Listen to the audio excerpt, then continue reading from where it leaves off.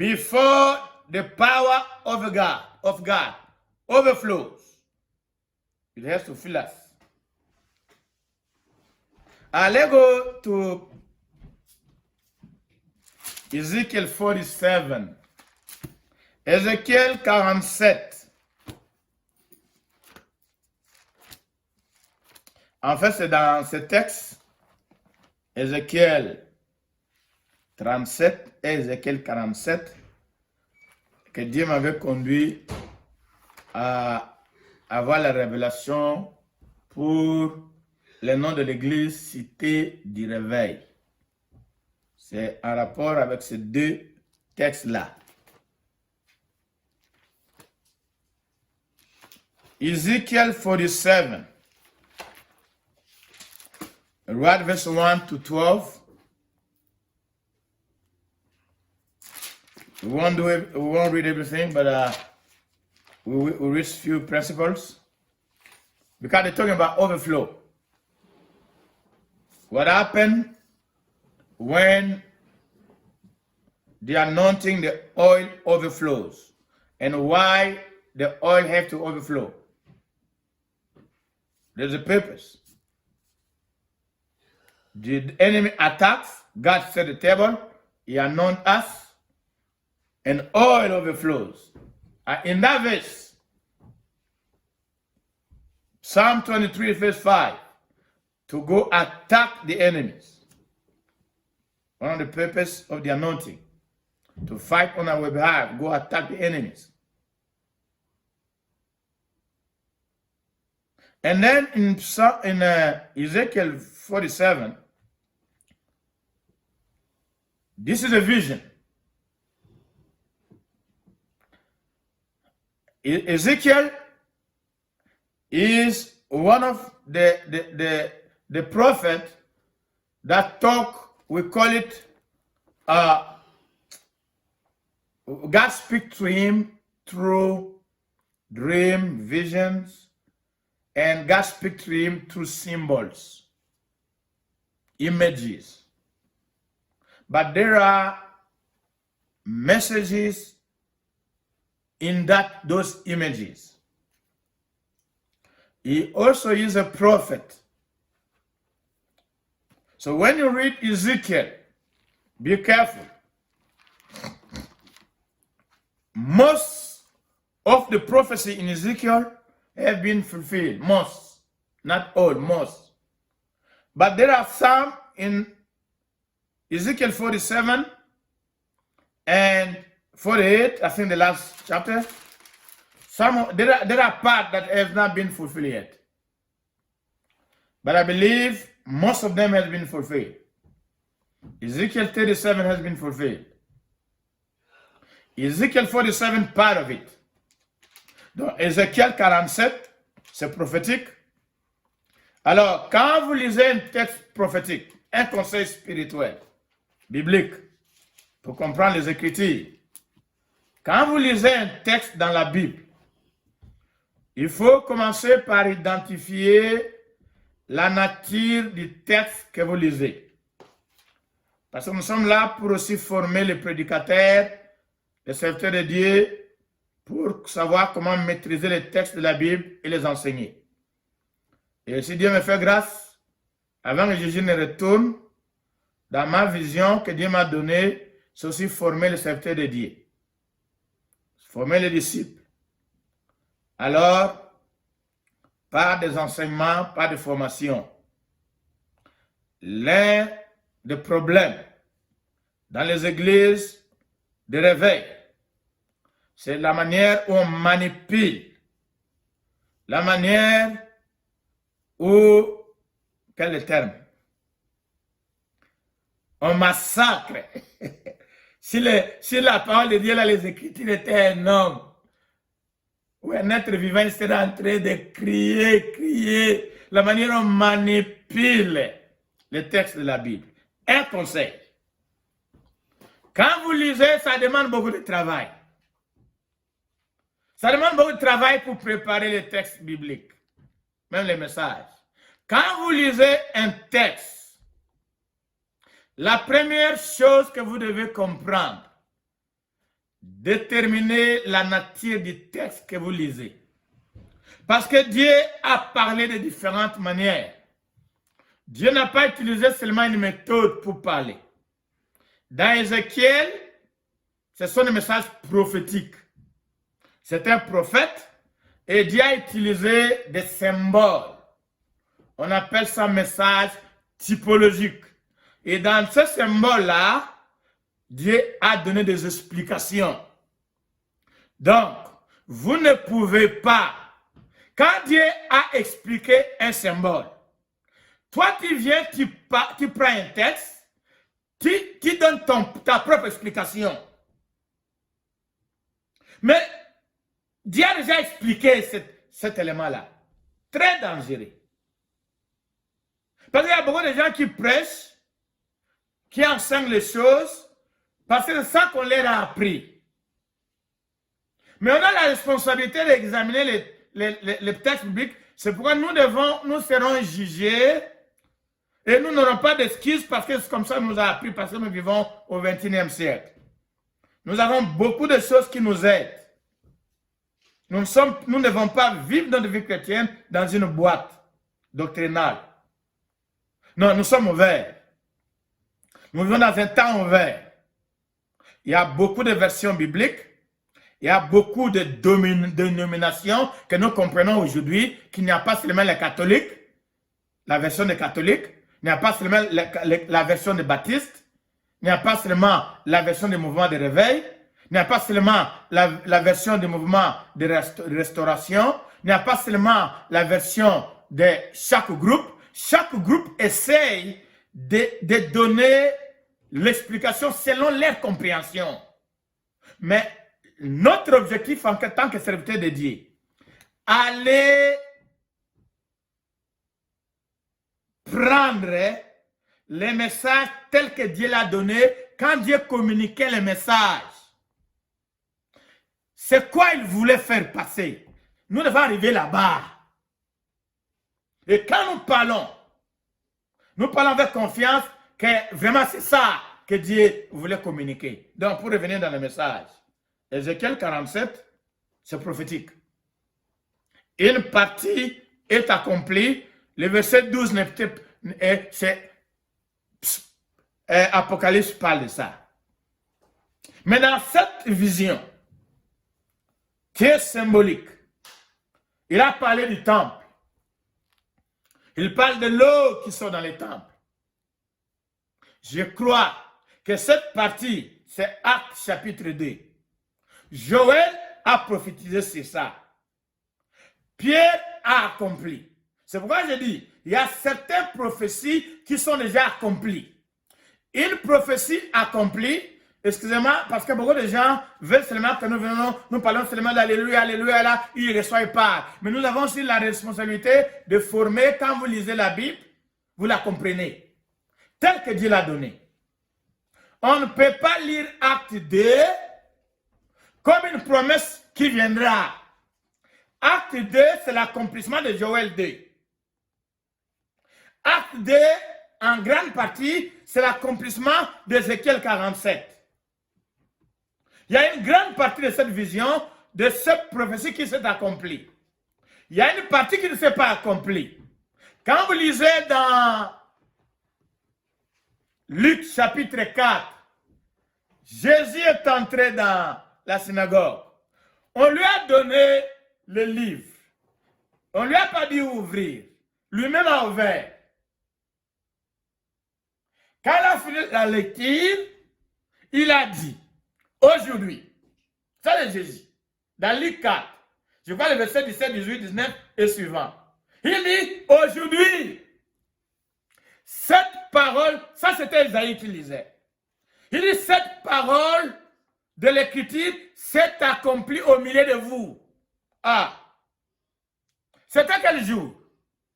C'était pas le 6 septembre 2020. C'était au premier siècle. Jésus dit, dans la synagogue, il parle aux Juifs, à une audience, il leur dit, en lisant Ésaïe, il dit, cette écriture, cette parole de l'écriture s'est accomplie aujourd'hui, au milieu de vous. C'était quoi? C'était le verset 17, le verset 18, le verset 19 de Luc 4. Donc quand on lit Luc 4 aujourd'hui, on devait vivre. Donc quand une prophétie est déjà accomplie, on ne la lit pas, on ne l'applique pas comme quelque chose qui va venir dans l'avenir.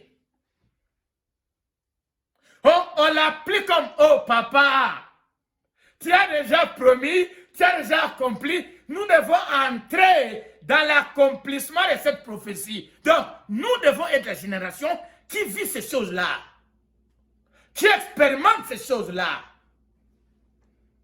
La délivrance. L'onction est sur moi, car il m'a envoyé pour annoncer la bonne nouvelle aux pauvres.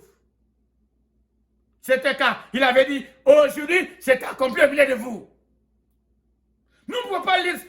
Mais bien, il y a certains passages bibliques, quand il a lu, tu dois pleurer. Nous sommes déjà en retard. Nous sommes dans un grand retard dans l'accomplissement des promesses de Dieu dans nos vies. Il y a beaucoup de promesses de Dieu qui sont déjà accomplies dans le plan de Dieu, dans le temps de Dieu, dans le calendrier de Dieu. Mais quand nous vivons, Dieu seulement, mais il comprend pas.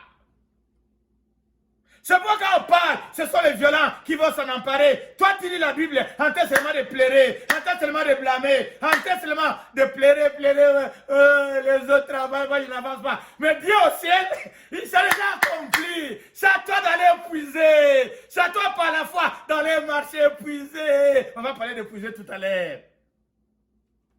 Ézéchiel 47, Dieu prend Ézéchiel. God take Ezekiel. He takes him to the mountain. He shows him a lot of things from verse chapter 40. In chapter 47, God showed him a temple.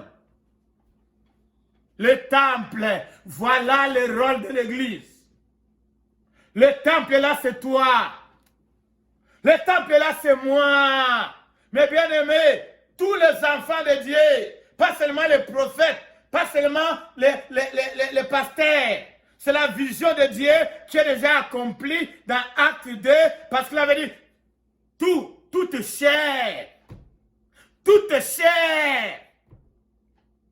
Nous devons devenir des vases dans lesquels l'onction de Dieu, la présence de Dieu déborde.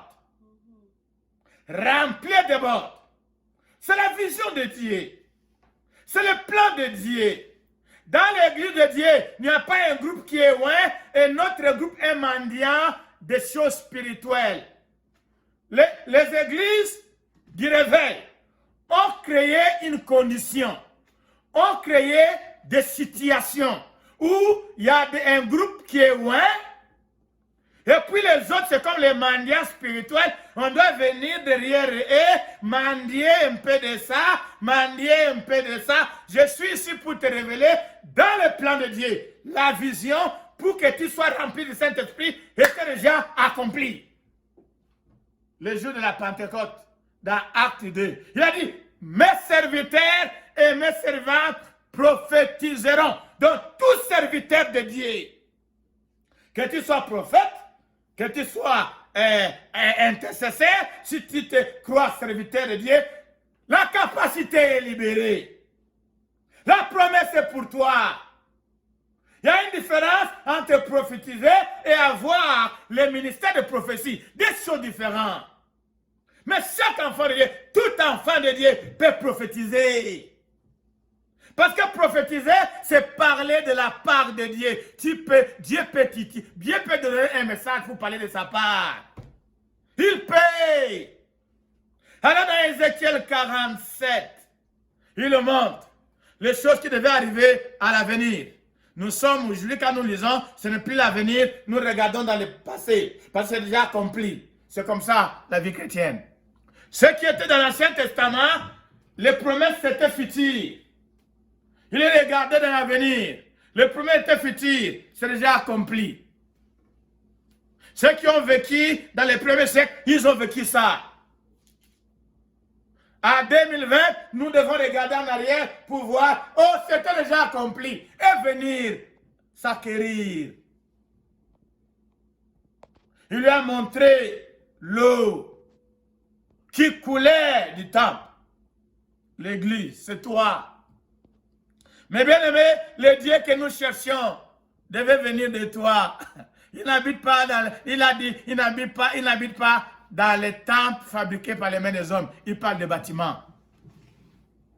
Dieu habite dans les temples que lui-même a fabriqués avec ses propres mains. Et ce temple-là, c'est ton corps, c'est mon corps. C'est là qu'il a choisi d'habiter conformément à 1 Corinthiens, chapitre 6, versets 19 et 20. Il a choisi d'habiter à nous. Tu dois être un lieu où la gloire de Dieu se manifeste. Je dois être un lieu où on doit voir Dieu. Où on cherche Dieu. Vous les cherchez où? Vous les cherchez où? Si tu t'appelles chrétien, c'est chez toi qu'on doit chercher Dieu. Le monde a besoin de Dieu. Le monde a besoin de Dieu.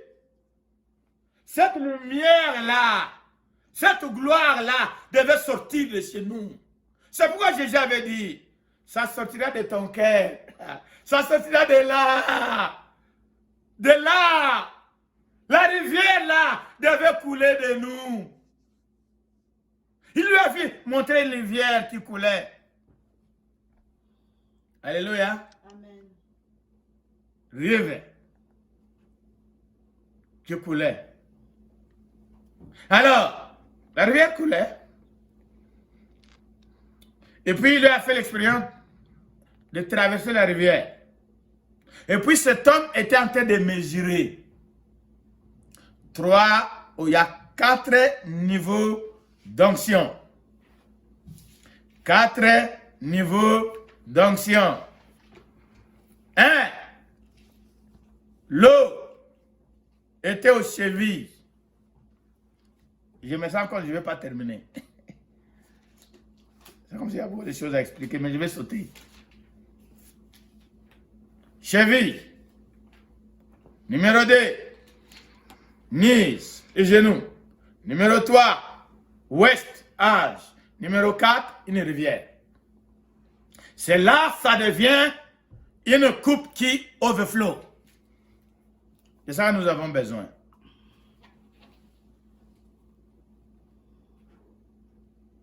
Parce que avant que l'onction, la présence de Dieu devienne une rivière dans ma vie, elle doit d'abord me remplir pour résoudre mes problèmes.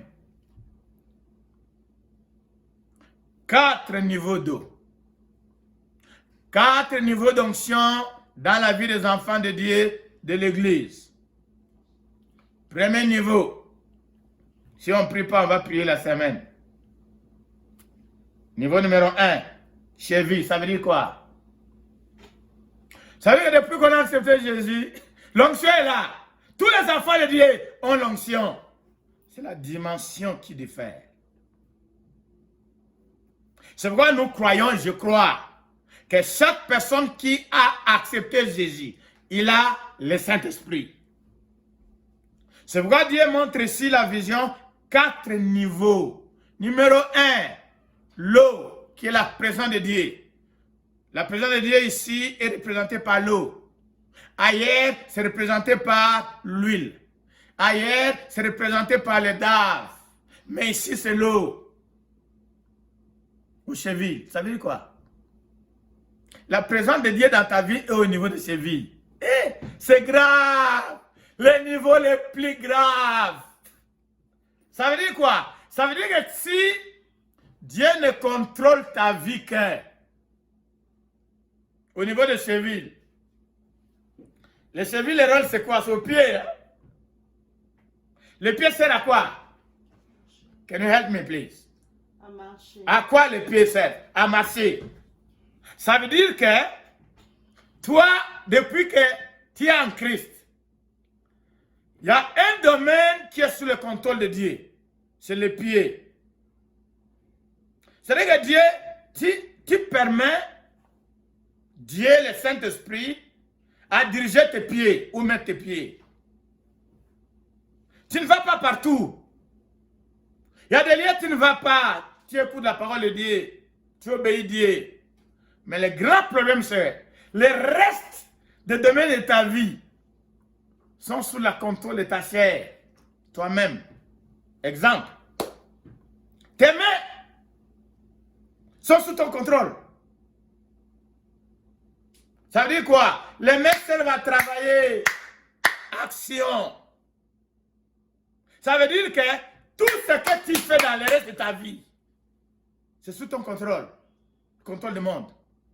Dieu ne contrôle qu'une petite partie dans ta vie. Le reste, c'est toi qui es au contrôle.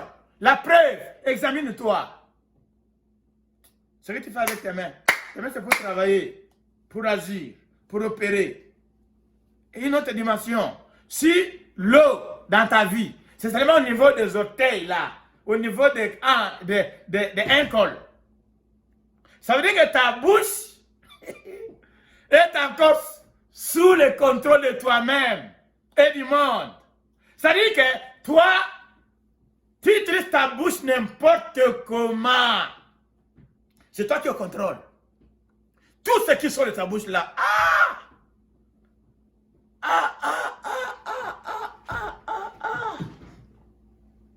donc ta bouche n'est pas encore mouillée sous le contrôle de l'eau de Dieu, de la présence de Dieu qui peut te contrôler, qui peut t'aider comme Jésus. Quand est-ce qu'il faut parler, quand est-ce qu'il ne faut pas parler. Tes pensées, ta tête, tout le reste de ta vie, c'est sous ton contrôle. Dieu ne contrôle que près de 10%. Parce que tu as accepté Jésus, tu as donné le Saint-Esprit, mais tu ne l'écoutes pas. Tu n'es pas de lui. Il ne te donne pas la force. Il n'a pas dominé ta vie. C'est ce qu'on appelle l'homme charnel. Donc, tu vis ta vie. Mais tu as le nom de Jésus. Dans ta bouche là, nom de Jésus. Mais ce que tu fais, l'esprit n'est pas là. Mais tu as le Saint-Esprit. Mais il est au niveau de ses vies seulement. Vous avez compris le message. Comme je vais sauter pour conclure. Et on reviendra une autre fois. Après, il a mesuré encore après quelques temps. Plus tu grandis, plus tu lis la Bible, plus tu écoutes la parole, plus tu vas à l'église, plus tu écoutes, tu grandis un peu. Le niveau de l'eau avance au niveau des genoux. Quelques années après, plus tu écoutes la parole, plus tu vas à l'église, plus tu crains Dieu, plus tu lis, plus tu pries, ça augmente, ça arrive au niveau des ouest. Puis tu fais un effort, 5 ans après, 10 ans après, 20 ans après, tu pries, tu désires, tu veux vraiment être dans les bains, tu veux vraiment être contrôlé par le Saint-Esprit, tu veux vraiment être contrôlé par le Saint-Esprit. Dieu lui a montré maintenant, c'est l'eau maintenant est devenue une rivière. Il ne peut pas, il ne peut plus être au contrôle. Il ne peut plus traverser de l'eau. Alléluia. Donc, ça arrive quand l'eau arrive au niveau où c'est plus toi qui es au contrôle. C'est le Saint-Esprit maintenant qui a pris tout le contrôle de ta vie. Maintenant, c'est ça qu'on appelle baptême du Saint-Esprit. Le mot baptisé veut dire émerger. Ça veut dire que toi, tu es sous de l'eau. Alléluia. L'eau ici, c'est le Saint-Esprit. C'est ça le baptême. Ce n'est pas juste des phrases. Le Saint-Esprit take over. The way overflow, that the same way taking over. Now, when the Holy Spirit takes over, He's the one in control. Là, ta vie est sous le contrôle de Christ. Ta vie est sous le contrôle du Saint-Esprit. C'est lui qui te dirige. C'est lui qui nous conduit. Tu ne fais rien sans parler avec lui. Tu ne fais pas tout à son nom. Mais avant de faire, c'est lui qui parle. Là, tu es émergé. Là, il overflow. When the Holy Spirit overflow. C'est là qu'on devient serviteur de Dieu. C'est là que l'onction, on parle. L'onction, maintenant, cette onction maintenant devient cire. Parce qu'il m'a englouti. À partir du moment que l'onction devient cire, qu'est-ce qu'elle fait? Il le montre. C'est une vision qu'il voit. Il le montre. Oh, l'onction commence à couler. Elle commence à couler. C'est le service. Là, on sort dehors. C'est pourquoi l'onction, ce n'est pas pour nous. L'onction, si, ce n'est pas pour nous. C'est là, maintenant, on va dehors. Il a terminé avec moi. C'est pourquoi, mes bien-aimés, Dieu ne peut pas utiliser un homme pour l'abuser. Il t'utilise, à la fin, tu vas à l'enfer. Non, Dieu n'est pas un abuseur des hommes. Il est anormal.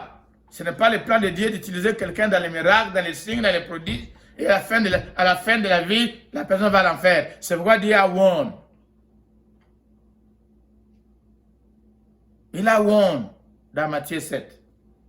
Certains diront, n'avons-nous pas chassé les démons à ton nom? Il dira, je ne vous ai jamais connu.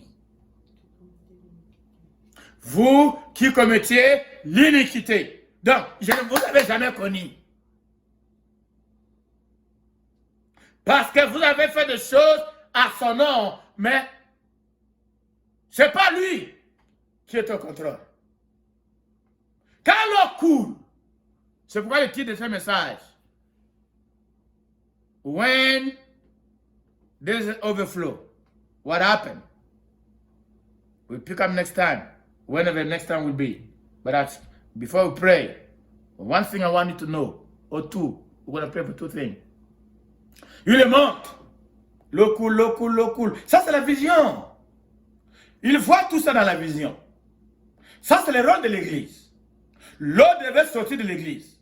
Les solutions de ce monde doivent venir de l'Église. L'Église de Dieu. Les vrais enfants de Dieu. Les vrais serviteurs de Dieu. C'est de là que doit sortir cette eau. Elle va où? Regardez cette vision. L'eau va où? L'eau va dans la mer morte. The water from the heart of God, from the men of God, from the servant of God, from the church, ça va dans la mer morte. La mer morte, c'est le monde. Dans la mer morte en Israël, il n'y a pas de vie là-bas. Tout ce qui est là-bas doit mourir. On l'appelle aussi mer salée. Laissez manger un peu la nourriture, il y a plein de sel, vous n'allez pas manger. Dans cette eau-là, on l'appelle l'eau salée. Tout ce qui entre là-bas meurt. Il n'y a pas de vie. Donc l'eau de Dieu va dans l'eau de la mer morte. Et la Bible déclare le verset 8. Dès que l'eau là, parce que l'eau a coulé, la vie de Dieu, la présence de Dieu, la gloire de Dieu, la parole de Dieu qui sort de ta vie. Elle doit sortir. Pour aller rencontrer ceux qui sont autour de nous. Et dès que ça va là-bas, là, il n'y a pas de vie. La Bible déclare, quand les deux eaux se rencontrent, alléluia. Amen. Quand l'eau du ciel rencontre l'eau de la mer morte, un miracle s'opère. Quel est le miracle? C'est l'eau de la mer morte qui change. C'est l'eau de la mer morte qui change. L'eau du ciel ne peut pas être renversée, transformée par l'eau de la mer morte. L'eau de la mer morte ne peut pas vaincre l'eau qui vient du ciel. C'est l'eau qui est sortie du temple de Dieu, du cœur de Dieu, de la présence de Dieu. C'est cette eau-là qui va transformer l'eau de la mer morte. Quand il y a compétition, quand il y a combat entre l'eau du ciel, les anges du ciel, avec l'eau des démons, quand ils se rencontrent, c'est l'eau de Dieu qui doit gagner. Amen. C'est la présence de Dieu qui doit gagner.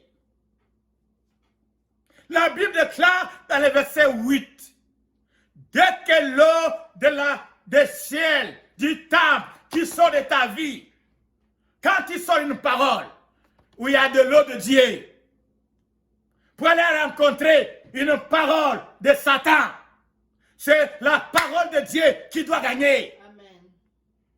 Et dès que l'eau du ciel, du temple rencontre, touche l'eau de la mer morte, l'eau de la mer morte change, elle devient complètement fraîche.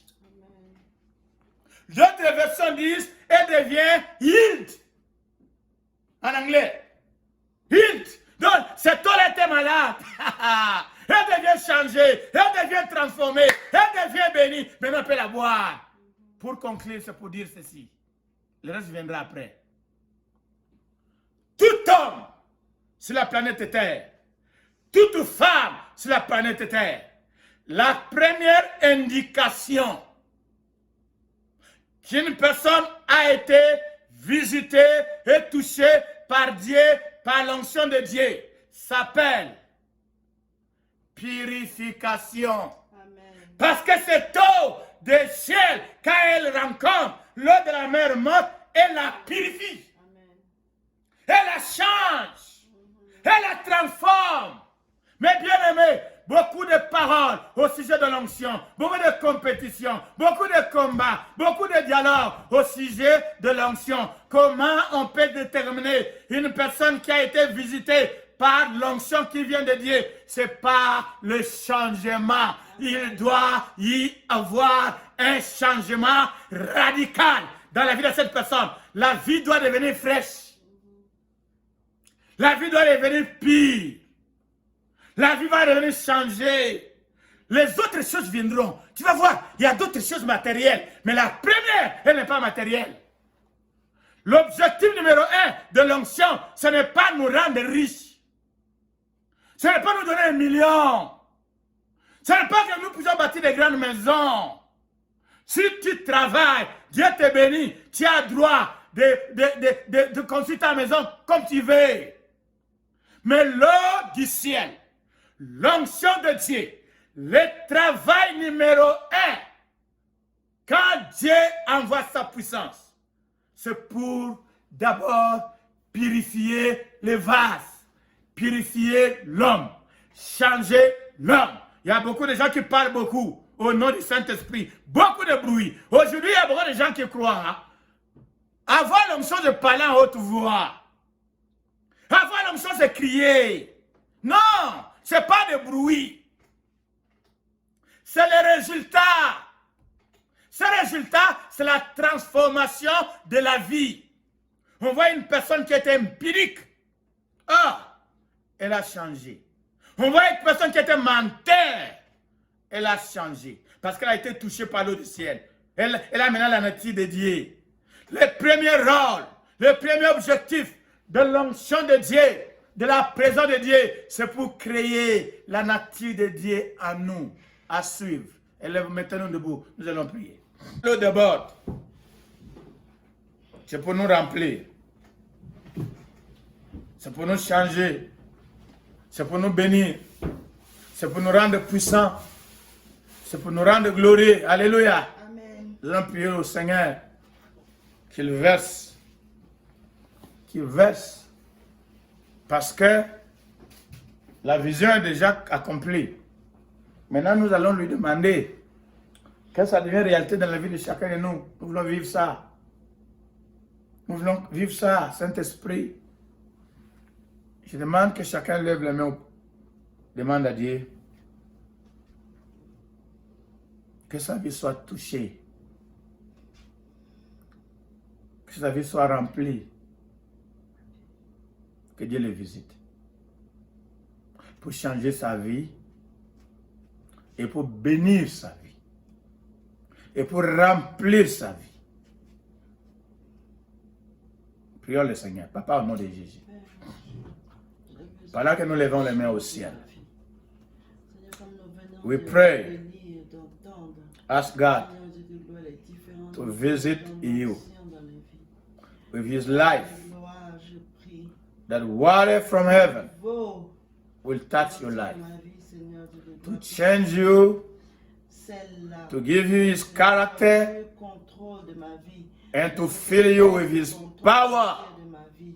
Father, your power, Seigneur Dieu de gloire, your power, power to change, power to change, donne-moi l'onction. power to break, Oui, Seigneur, the chain. grandis la force, power to become better, force de pouvoir marcher, courir, power to grow. oui, Père, de croître. Father, I pray, Seigneur Dieu de gloire, car je peux increase grandir. your Père presence. éternel, Dieu de gloire, comme tu nous as Increase your presence demandé à ce que in me, in my brother, in my sister, progrès. until your power overflows. Je ne veux pas que nous soyons stagnes. The world is depending on us. They may not know. Grandir en toi, grandir en Papa, le monde attend de nous, ils ne savent pas. grandir en toi, Seigneur, Parce que l'eau doit couler de chez moi. car j'ai besoin. L'eau doit couler à partir de chez moi.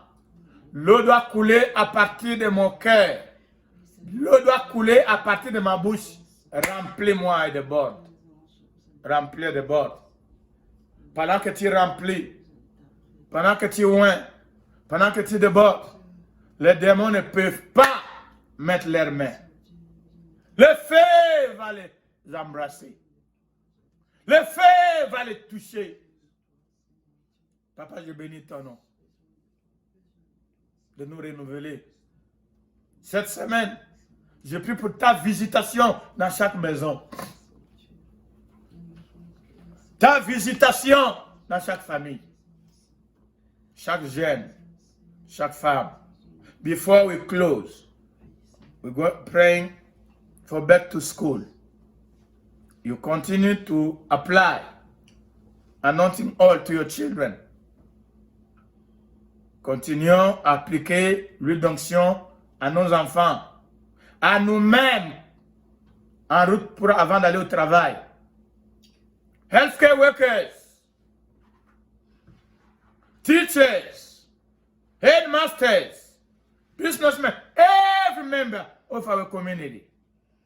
We pray for God's hands upon them. Papa, au nom de Jésus, ta main dans toutes les écoles. Visite, visite, Les enseignants, visite. l'école, Nous empêchons le diable, Seigneur Dieu de gloire, nous empêchons Covid Seigneur, quand nous de s'approcher Seigneur Dieu de de gloire, nos enfants, prions dans de le nos nom frères, Jésus. de nos sœurs. Sang de Nous Jésus, prions couvrir que tu les couvres l'ennemi, de ta gloire, couvrir que tu soit le sa couvres tête. de Au ta nom présence, de Jésus. que tu les couvres de ton onction, que tu les couvres de ta gloire, que tu les couvres de ton feu. Nous te demandons au nom de Jésus. Au nom de Nous te demandons au nom de Jésus la couverture. Nos frères et sœurs, partout qu'ils soient. Oh papa, nous demandons ta couverture. La couverture du sang de Jésus. La couverture du sang de Jésus. Le feu s'allume dans chaque école où entre nos enfants. Papa, toutes ces écoles-là, dès que nos enfants mettent leurs pieds dans ces écoles, papa, le feu de Dieu contrôle ces écoles. Ta gloire remplit ces écoles.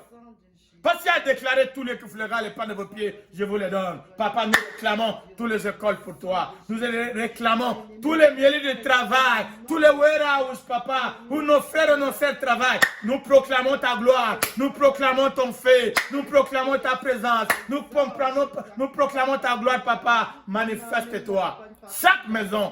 Chaque maison où les enfants retourneront à l'école, papa, chaque maison, nous la couvrons dans le sang de Jésus. Nous prions que ton feu soit allumé dans chaque maison. Ton feu soit allumé dans chaque maison. Que ton feu soit allumé, oh papa, dans chaque maison, afin que toute présence de Covid, papa, soit consumé au nom de Jésus.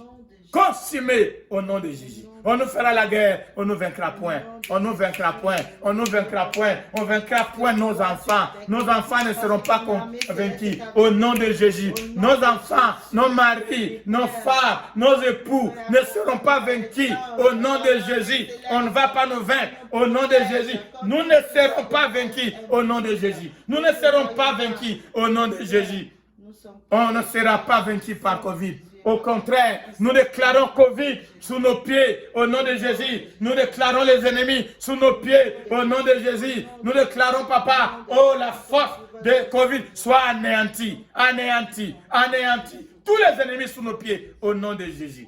Nous le déclarons au nom de Jésus. La gloire à toi, papa. La gloire à toi, l'honneur à toi, le pouvoir à toi, la puissance à toi. Au nom de Jésus, au nom de Jésus. Alléluia. Amen. Acclamons pour le Seigneur.